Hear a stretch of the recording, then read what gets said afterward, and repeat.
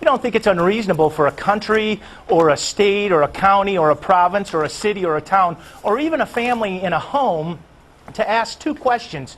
Who are you and where are you from? And considering the context of the war on terror, we don't think that's an unreasonable provision or a goal to pursue. Okay, but then in context of the war on terror, we're not necessarily talking about Mexican immigrants or people from Latin America. We're talking about people that might give credence to the argument made by those who oppose this legislation that you're really engaged in racial profiling.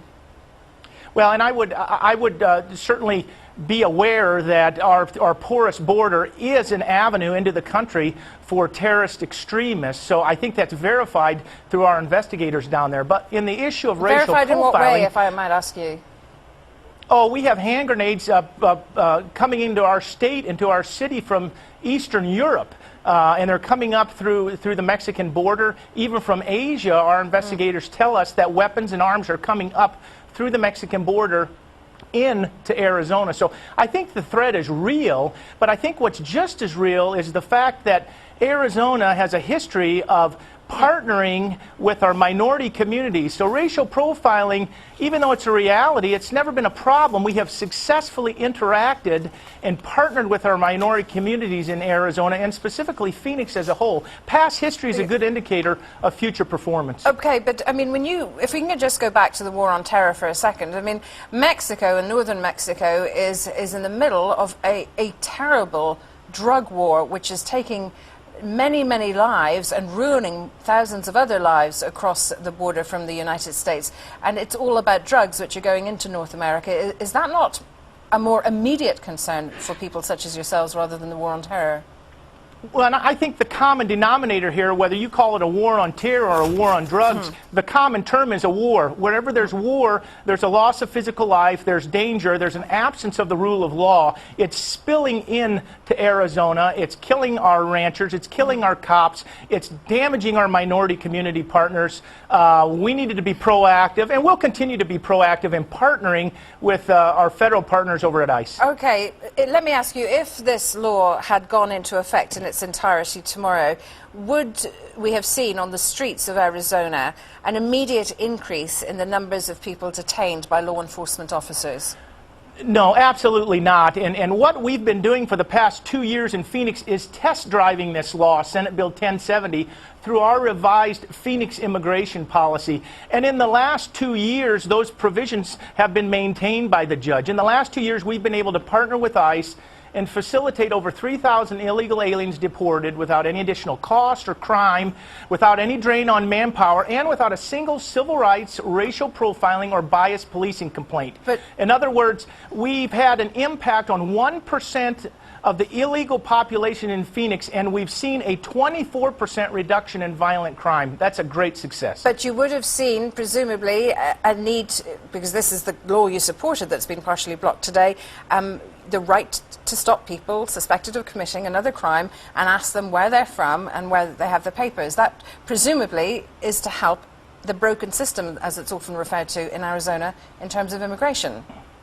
Well, I think the judge clearly struggled with that part, but what we've been doing the last 2 years is maintained in the statute. And what also is maintained in the statute through the judge is that cities or departments cannot have restrictive policies. They need to allow and facilitate discretionary contact with local law enforcement with ICE. That's still in the bill, and the penalty for engaging in restrictive policies is still in the bill. That's crucial. Okay, so in a sense, one gets the impression that while you would have supported the bill in its entirety, you can still work with the legislation on the ground. Absolutely, absolutely. Okay. Like I said, we've been test driving that for 2 years quite successfully. Let me then go on to another point, because there are those, obviously, many people, it's claimed in Arizona, who support this bill, maybe not the finer details, but really supporting it because they believe the Obama administration or the federal government in Washington isn't doing enough about the immigration problem in their state. As a law enforcement officer who would now be obliged, certainly, to ask somebody where they were from had this legislation gone through, what would you say as president of the Police Federation to those police officers who would have had a crisis of conscience in doing that? Well, I guess my thought process to communicate to law enforcement officers, not only in Arizona but nationwide, is we took an oath. We took an oath to enforce the law, and it's very similar. What would happen to a reporter that failed to report the news? At least you don't even take an oath. I mean, but that's law a very broad enforcement stroke, officers with take all an due oath. respect. I mean, I get the comparison to a certain degree, but, you know, you're painting with a very broad brush here. If there is a law officer who comes across somebody who he thinks maybe suspects is committing a crime, but because of a crisis of conscience chooses not to ask them where they're from, even though he might believe they're from south of the border, what would your law enforcement operation do? Well, we value our freedom, and every person values their freedom, and certainly when you take an oath, you make a commitment to enforce the law. But an officer who struggles with enforcing the law is free. He or she is free to find another job. And I think taxpayers and citizens, we risk our lives to enforce the rule of law. We took a commitment, a serious commitment, with our lives and our health to do that, and we need to maintain that commitment and that oath. So your Phoenix law enforcement agency wouldn't necessarily support a police officer who had that crisis of conscience, or perhaps feared that he might be sued by the people he'd arrested? Well, and the statute as it is written alleviates any fear or liability on individual officers in reference to illegal immigration. That's directed at policies and departments. If there is willful misconduct, the officer will always be liable. But if it's according to a policy, that department is going to be liable. All right, Mark Spencer, thanks very much indeed for joining us from Phoenix, Arizona.